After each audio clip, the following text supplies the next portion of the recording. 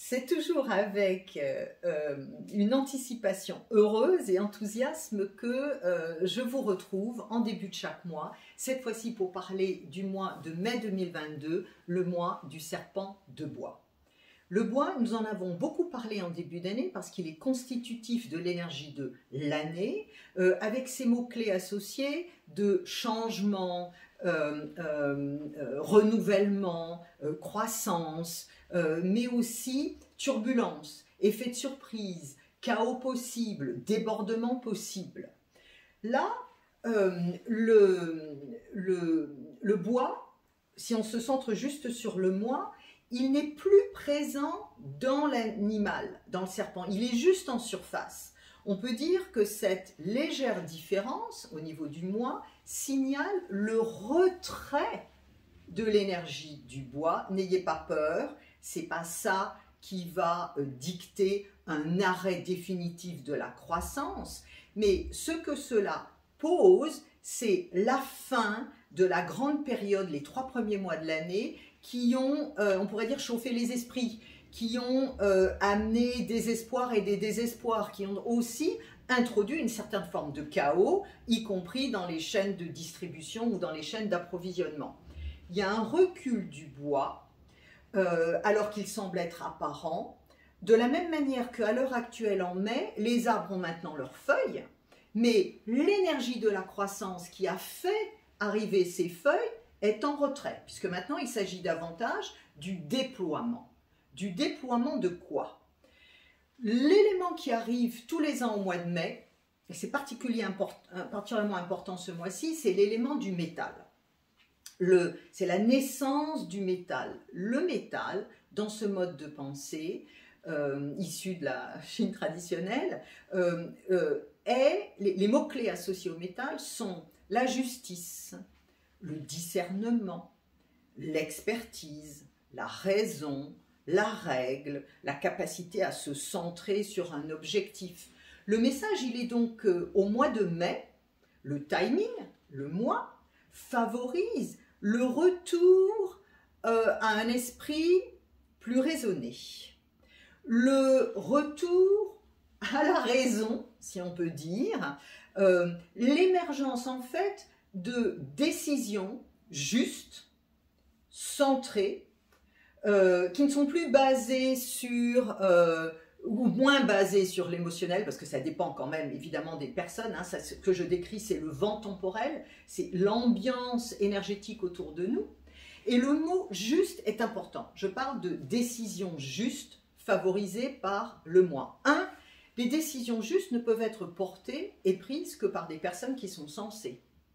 C'est pas parce que le moi le favorise que tout le monde va en être capable. Mais je parle du sens profond du mot juste parce que le moi en fait favorise un début de résolution de problèmes soit anciens, soit profonds. Et de résoudre des problèmes courants, c'est souvent plus facile que de se coltiner, excusez le mot, des enjeux profonds, parfois anciens, surtout quand on cherche à apporter des solutions durables et de qualité. Pour qu'une solution ou une décision soit durable dans son effet, elle doit être juste, pas simplement pertinente d'un point de vue du contenu par rapport à la cause. Et donc, le moi favorise le début de solution de problèmes en profondeur, avec la difficulté, c'est qu'on a une fenêtre de tir d'un mois, le métal va ensuite se retirer et ne revenir qu'à la fin de l'été et à l'automne, donc il y a une fenêtre de tir courte pour régler des problèmes anciens, y compris pour chacun d'entre nous, soyez attentifs sur des questions personnelles, mais ce qui compte, c'est de démarrer. On ne va pas se décourager parce que la fenêtre de tir est possible, est courte. C'est possible maintenant, on s'en occupe. Ensuite, je veux faire un petit mot parce qu'en apparence, il y a de quoi être un petit peu découragé sur tout ce qu'on entend à l'heure actuelle, sur dont on parle, les reculs de croissance. Hein, on avait prévu plus et puis finalement, ben non, on va réajuster à la baisse. D'abord, on n'est que dans le 4e mois de l'année.